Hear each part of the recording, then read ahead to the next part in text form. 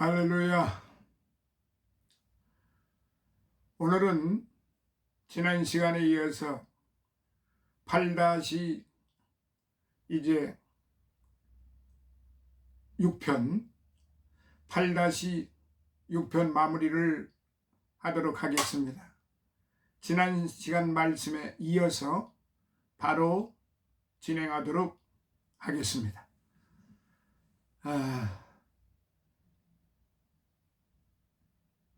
그리스도의 제자라고 하면은 죄 복음 사역에 헌신한 목회자만을 우리들이 생각하기 쉽습니다. 지난 시간에 잠시 거론했습니다마는 원래 제자란 말의 의미는 스승의 뜻을 좇아서 그 뜻대로 살기를 작정한 그 스승의 추종자, 즉 따르는 자를 가리키는 겁니다. 그러기에 주님의 제자라고 하면은 예수 그리스도로 말미암아 사죄의 은총을 입고 주님의 뜻대로 일평생 살기로 결심한 자, 즉 모든 성도를 일컬는다고 제가 말씀을 드렸죠. 따라서 주님의 제자된 우리 성도들에게는 제자로서 마땅히 지켜야 할 그런 규율과 본분이 있는 것이죠. 여기 본문에 두 가지 짤막한 그 에피소드가 있는데 지난번에 시간 관계상 제가 6편으로 넘겼습니다. 상당히 교훈적인 가르침인데요. 한번 살펴보겠습니다. 첫 번째, 주의 제자는 철저한 자기 희생과 고난을 각오해야 한다는 사실입니다. 18절부터 20절. 예수님의 제자가 되기 위해 주님을 찾아온 한 인물과 예수님의 대화가 나타나죠. 그런데 여기서 예수님을 찾아온 사람은 놀랍게도 당시 율법에 정통하며 학문과 지식을 겸비하여 사회적으로도 존경받던 한 서기관이었습니다. 즉, 당시 서기관들은 율법을 필사하는 전문 기능인들로서 성경을 연구하며 성전이나 회당에서 종교와 관련된 제반 문서 작성 등의 업무에 종사하며 대개는 랍비 혹은 율법사들로 불리웠습니다. 이들은 대개 바리새파에 속해 있었습니다. 따라서 율법에도 정통하고 또 예수님과는 적대 관계에 있던 서기관 출신이 예수님의 제자가 되기 위해 예수님을 찾아왔다는 사실은 실로 기하며 놀랄만한 일이었던 것입니다. 그렇다면 어찌하여 사회적으로 높은 지위와 권세를 누리는 이 서기관이 한낱 보잘것없고 미천한 예수님을 찾아왔겠습니까? 그들이 볼 때는 미천하기 짝이 없는 것인데요. 왜 그랬느냐? 당시 종교 지도자들에게 있어서 예수님은 나사렛 목수 출신이고 보잘것없는 변론가나 이단 정도에 지나지 않았다는 사실이죠. 왜 그들이 예수님을 찾아왔겠습니까? 성경은 이에 대해 구체적인 이유를 제시하지 않고 있기에 우리는 그 이유를 단정적으로 말할 수는 없습니다. 그러나 지금까지 본장 8장의 세 가지 질병 치유 사건, 문둥병자 치유, 백부장 하인의 중풍병 치유, 베드로 장모의 열병 치유로 인해 예수님의 인기는 하늘을 찌를 듯이 급상승하였습니다. 그리고 이로 인해 예수님께서 많은 무리를 피해 갈릴리 건너편으로 자리를 옮길 지경이 되었습니다.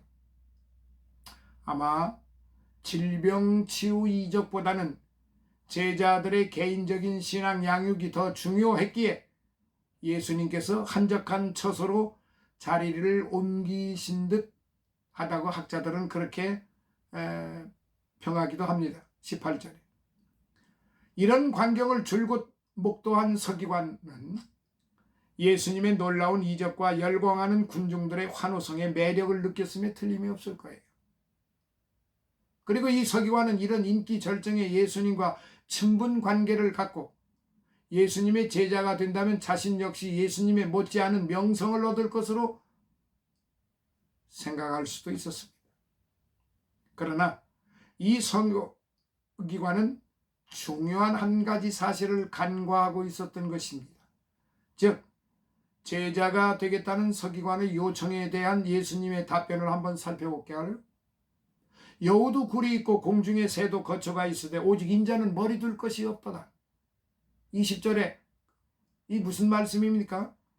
이는 날짐승이나 들짐승들도 밤이면 안식할 수 있는 굴이 있고 둥지가 있거늘 하나님의 아들이신 예수님은 잠시라도 휴식할 수 있는 일정한 거처도 다 없다는 말입니다.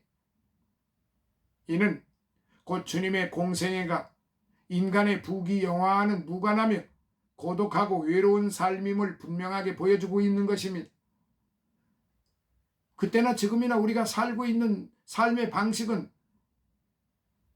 뭐 별로 그렇게 다를 바가 아닙니다.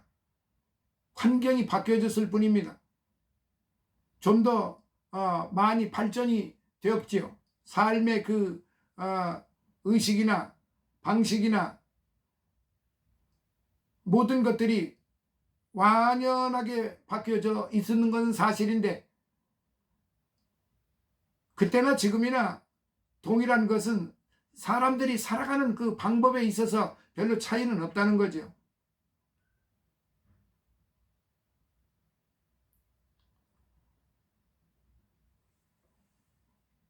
그렇기 때문에 우리가 한 가지 분명하게 알고 가야 될 것은 주님은 하나님이셨으면서도 겸손하시고 희생적이시고 그리고 잠시라도 휴식할 수 있는 공간이 없으셨다는 사실입니다. 오늘 우리가 살고 있는 이 시대에 한번 돌아보시죠.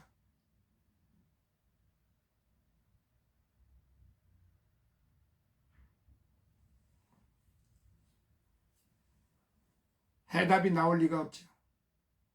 모두가 호화롭게 살기 때문에. 물론 다 그런 것만은 아닙니다. 지금 이 시간에도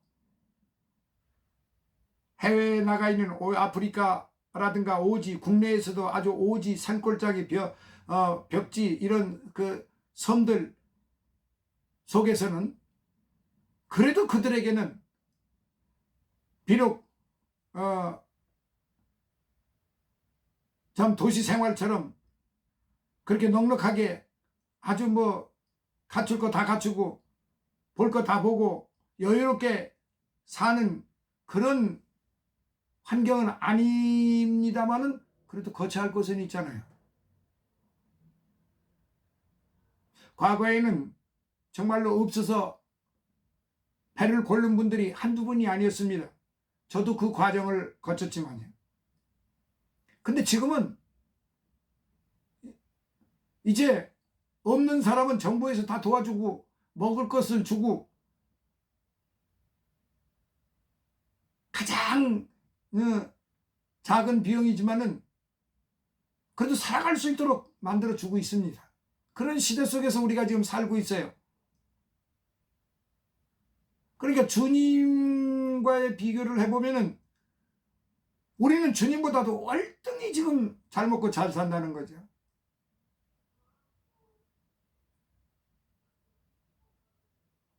특별히 도심지에서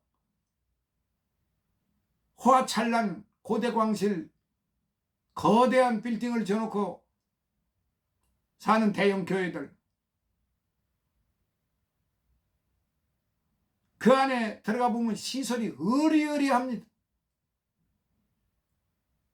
어마어마한 돈이 들어가 있습니다. 그 화려함의 극치란 이루 말할 수가 없어요.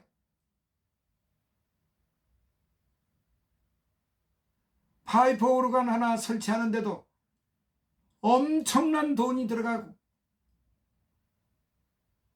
그 화려함이란 말로 표현할 수 없을 정도로 저 농촌 교회에서 목회하는 사람들은 언감생심, 그림의 떡, 언감생심, 눈으로 볼 수도 없는 일들입니다. 얼마나 떵떵거리고 얼마나 큰 소리치고 얼마나 화롭게 사는데요. 근데 어떻게, 자 그러면 그렇다고 하면은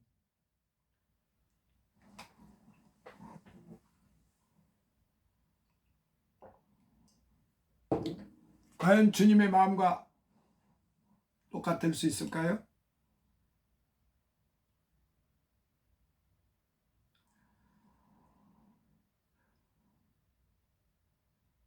제가 주님보다도 저는 요 며칠 전에 제 선교 사무실을 이전을 했습니다마는 아주 오래된 건물 보증금도 싸고 임대료도 이 지역에 비해서는 싸고 그리고 제가 활용할 수 있는 공간이 좀 되기에 서슴없이 이쪽으로 이사를 했는데요.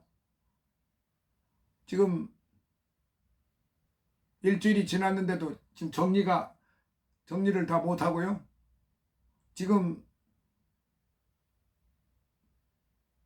여러분께 보여드리는 이 그림이 이사한 집입니다.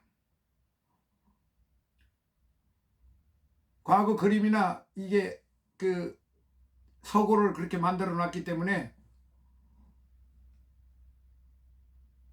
근데 전에 있었던 것보다는 좀 공간이 여유로워져 가지고 제가 마음 놓고 방송할 수 있도록 그렇게 지금 만들어져 있습니다.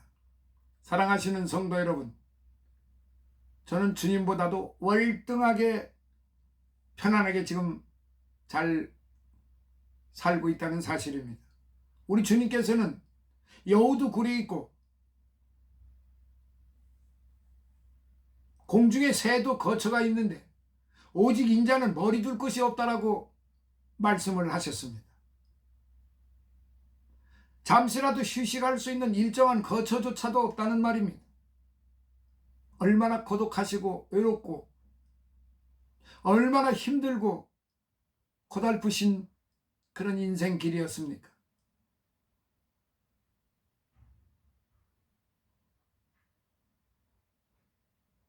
사랑하시는 여러분, 우린 이걸 생각해야 됩니다. 주님 아무리 주님을 불러봐도 아무리 고대광실을 만들어 놓고도 하도 과연 거기에 주님의 마음이 교통이 되고 있겠습니까?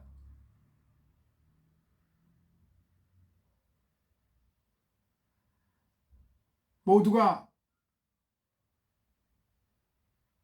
예수 그리스도를 예배한다고 하고 믿는다고 그러고 찬양한다고 그러고 전도한다고 그러고 구제한다고 그러고 모든 걸 하는데 하나같이 다 보여주기식 그런 방법이 동원되고 있다는 사실입니다.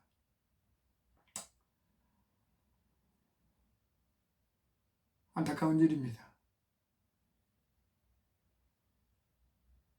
우리 주님께서는 지금 이렇게 고독하고 외로운 삶을 사셨는데 이게 주님이 왜 이렇게 하셨느냐 하면은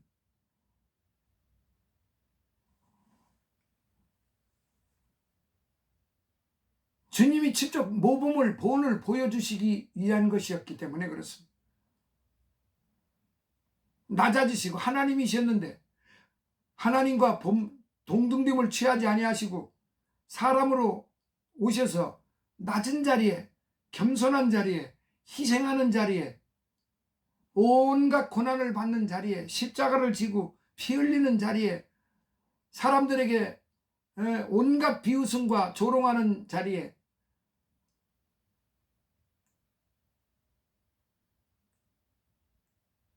그리고 십자가 죽으심의 자리에까지 가시기 위하여 왜 그렇게 하셨을까요? 왜? 오늘 저와 여러분들을 위해서 오늘 저와 여러분들을 위해서 그렇게 하셨다는 말입니다. 그런데 어찌 오늘 우리는 이렇게 호화찬란하단 말입니까?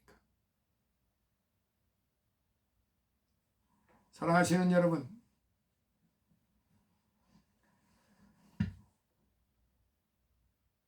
우리는 다시 거듭나야 됩니다.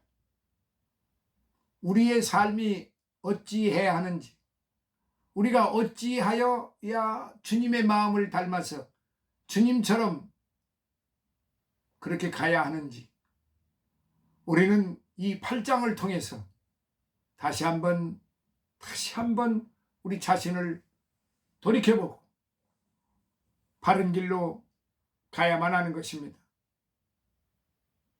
실로 우리 주님은 공생의 동안 줄곧 유대인들과 사마리아 사람들로부터 배척당하셨어요. 그의 고향 사람들은 예수님이 목수의 아들이라 하여 무시하고 고향에서 배척하였고, 누가복음 9장 53절에 뿐만 아니라 세상 죄를 짊어지신 우리 주님은 마지막 순간 십자가상에서 주님이 짊어지신 세상 죄의 모습이 너무나도 추악하여 당신을 세상에 보내신 하나님으로부터 외면당하셨습니다. 마태복음 27장 46절에 이처럼 우리 주님의 삶은 실로 배척받고 외면당하는 그야말로 황량한 벌판에 외롭게 선 전도자의 바로 모습, 그것이었습니다. 이러할진대 우리 주님을 좇는 제자들의 모습이야 오죽하겠습니까?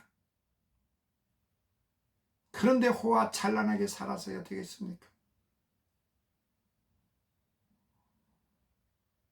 대형교회 담임 목사, 당회장쯤, 위임 목사쯤 되면은 그 호화로움은 이루 말할 수가 없고,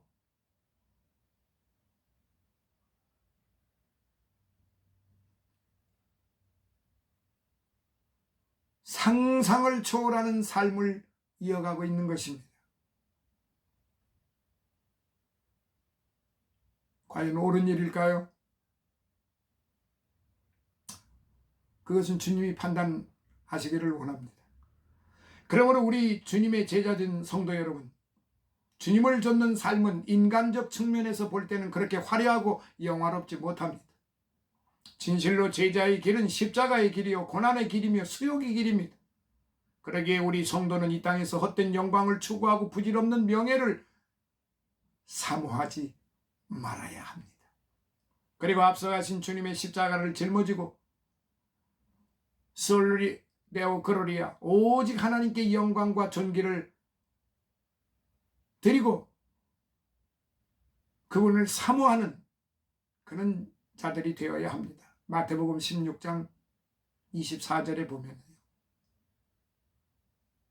자, 두 번째, 주님의 제자는 세상에 다른 무슨 일보다 먼저 주의 일에 매진해야 하는 것입니다. 21절과 22절. 주님의 제자된 자가 주님을 찾아와 요청하는 간구의 내용을 통해 제자된 자의 바람직한 도리를 우리는 배워야 하는 것입니다. 사랑하시는 여러분, 이제 마무리하겠습니다. 만약 우리가 이를 여기서 죽은 자라고 하는 것은 이제 이 8장 하반절에 보면은 죽은 자들로 저희 죽은 자를 장사하게 하고 너는 나를 좇으라 라고 이런 말씀이 나옵니다. 우리는 얼핏 생각하기에 이런 주님의 답변은 매우 부당한 듯이 여기기 쉽습니다. 사실 구약 당시 선지자 엘리사는 스승 엘리야 선지자를 좇기 전에 부모님과의 작별을 허락받았습니다. 열왕기상 19장 20절로부터 21절. 또한 예수님께서도 직접 고르반 규례, 하나님께 드리기로 맹세한 물질을 가리켜 고르반이라고 하는데요. 여러분, 이거 잘 모르는 분들이 생각보다 많이 계시더라고요. 고르반. 고르반이 뭘까? 이 모르시는 분이 많아요. 이 고르반이라고 하는 규례는 하나님께 드리기로 맹세한 물질을 가리켜 고르반이라고 그렇게 말합니다. 악한 유대인들 가운데는 이 맹세를 악용하여 부모 공경의 의무마저 회피하였습니다. 마태복음 15장 5절, 마가복음 7장 11절에 부모 공양을 교훈하셨던 것입니다. 그런 주님께서 부친 장례를 이유로 제자의 의무를 며칠간 유예해 해달라는 제자의 간청을 거절하는 것은 다소 이상하게 느껴지게 되죠. 그러나 만약 우리가 이를 문자적으로 이해하면 안 됩니다. 여기서 죽은 자란 영적으로 죽은 자, 즉 불신자를, 그리고 저희 죽은 자란 육신의 죽음을 맞이한 자를 가리킵니다. 따라서 예수님의 이 말씀은 이렇게 이해가 되어야 됩니다. 세상에서 영적으로 죽은 자들도 쉽게 할 수 있는 일이 있다. 그러기에 너는 영적으로 살아있는 자만이 할 수 있는 일이 무엇인지를 먼저 생각하라. 그리고 가서 그 일을 하라. 따라서 예수님은 여기서 제자의 장례식 참여 요청에 대해 거절하신 것이 아니라 제자가 추구해야 할 가장 우선적인 일이 무엇인지를 비유적으로 가르쳐 주신 것입니다. 이와 같이 그리스도를 좇는 주의 제자된 성도들에게는 세상 무엇보다도 더 존귀하고 귀중하게 여겨야 될 일이 있는 거예요. 그렇다면 무엇일까요? 그것은 가서 하나님의 나라를 전파하라는 말씀이 추가가 되어 있는데요. 이는 곧 주님의 제자된 자가 해야 될 가장 크고 우선되는 일이 복음 전파임을 보여주는 겁니다. 그렇습니다. 성도에게 있어서 주의 복음 전파보다도 더 크고 우선되는 일은 아무것도 없어요. 이는 부활하신 주님께서 승천하시기 직전 제자들에게 당부하신 지상 최대의 명령, The Great Commission, 주님께서 이 땅에서 남기신 마지막 유언이라고 할 수 있는데요. 마태복음 28장 18절로부터 20절, 사도행전 1장 8절. 그러므로 성도 여러분, 아무리 불효막심한 자식이라도 육신을 낳아주신 부모의 마지막 유언에는 순종하거늘 하물며 그리스도의 구속의 은총으로 영생을 선물 받은 우리 성도들이 우리의 참부모 되신 주님의 마지막 지상 대명령을 흘려들어서야 되시겠습니까? 성도 여러분, 본문에 나타난 두 제자는 오늘날 주님의 제자라고 자처하나 실상 바람직하지 못한 제자의 두 가지 모습을 보여주는 거예요. 즉 서기관 출신의 제자 지망생은 예수님의 화려한 외모만 본 채 예수님이 걸어가는 십자가의 길에 대해서는 무지하였던 것입니다. 또한 다른 한 제자는 말로서는 주님을 좇는다 하면서도 주님의 일보다는 온갖 세상 일로 인해 주님의 일에 미온적이고 소홀한 태도를 가진 자였다는 사실입니다. 마찬가지로 우리 성도들 가운데도 이런 두 부류의 제자들이 존재해요. 그러나 본문의 두 제자가 모두 예수님으로부터 환영받지 못했듯이 고난을 각오하지 않는 제자, 미온적이고 소극적인 제자는 우리 주님으로부터 외면당할 수밖에 없습니다. 그렇다면 성도 여러분, 나는 과연 주님이 진정 기뻐하시는 주님의 제자로서 올바른 자격을 갖추고 있는가 한번 자문자답해 보시기 바랍니다.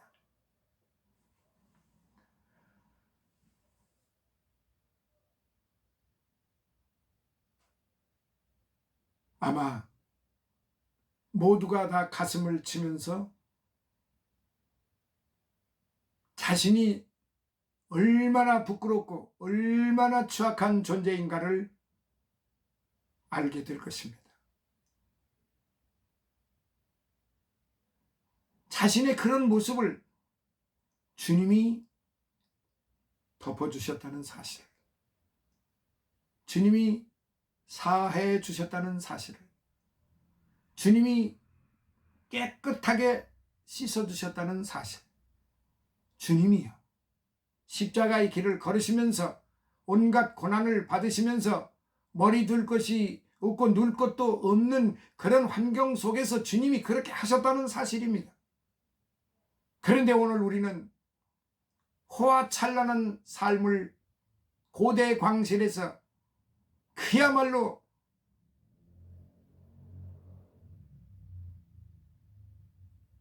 차마 입에 담을 수 없는 그런 삶을 누리고 있다는 사실입니다.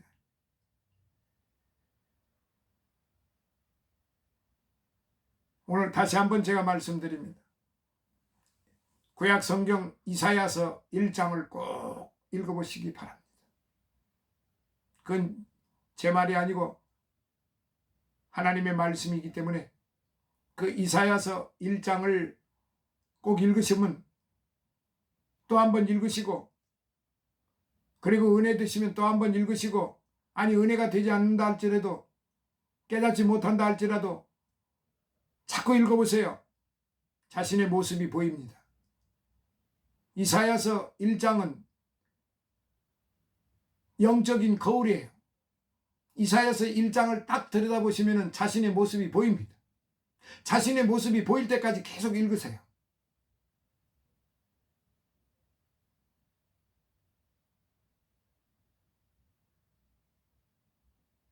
하나님께 영광 돌릴 수 있는 그런 큰 은혜를 받으실 것입니다.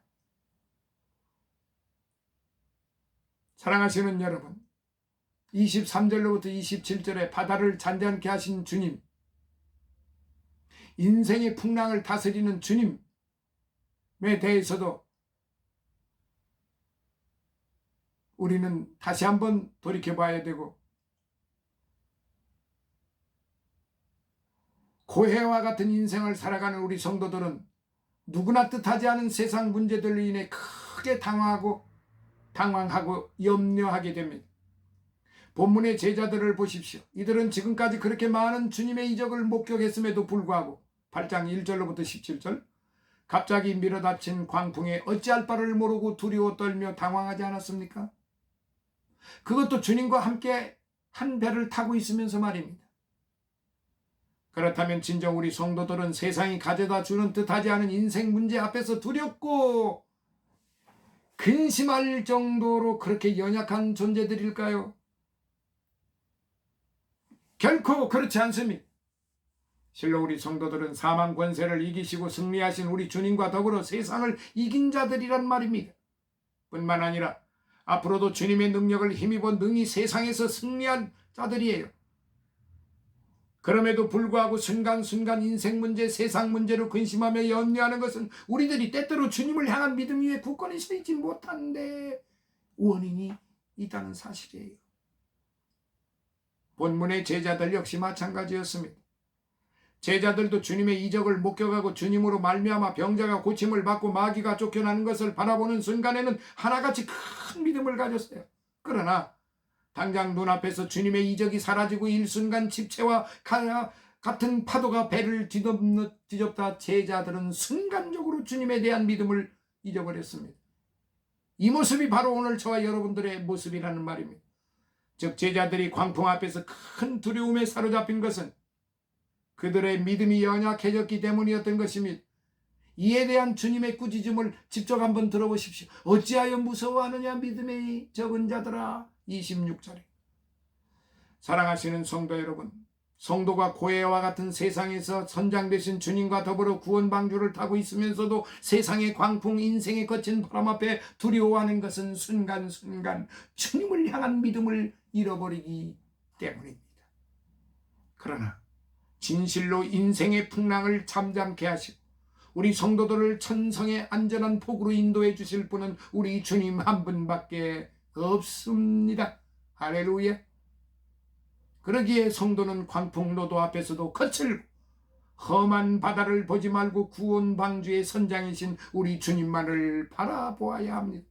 그리고 우리 주님만을 굳게 믿어야 합니다.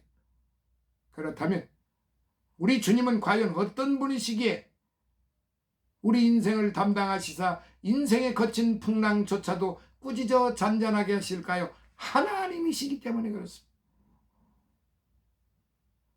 무슨 여기에 이유가 있겠습니까? 무슨 여기에 미사 여구가 필요하겠습니까? 사랑하시는 성도 여러분, 오늘 저와 여러분들은 정말로 행복한 분들입니다. 이 말씀을 들으시는 여러분들 행복하신 분들이에요. 하나님이 우리와 함께 하시기 때문에 그렇습니다. Jesus in Christ, 예수 안에 있기 때문에 그렇습니다. 로마서 8장 잘 아시죠? 그러므로 이제 그리스도 예수 안에 있는 자들에게는 결코 정죄함이 없다. 그러므로 이제 그리스도 예수 안에 있는 자들에게는 결코 정죄함이 없다. 할렐루야. 이상으로 부족하지만 8장 여기서 다 마무리를 하겠습니다. 1편서부터 6편까지 잘 오셨습니다. 늘 함께 해주시는 여러분들께 진심으로 감사를 드립니다. 다음 9장에서 또 같은 하나 우리 주께서 주시는 은혜를 더더욱 풍성히 받으시기를 기대하면서 8장 모두 마무리하도록 하겠습니다. 감사합니다. 할렐루야. 9장에서 다시 만나요.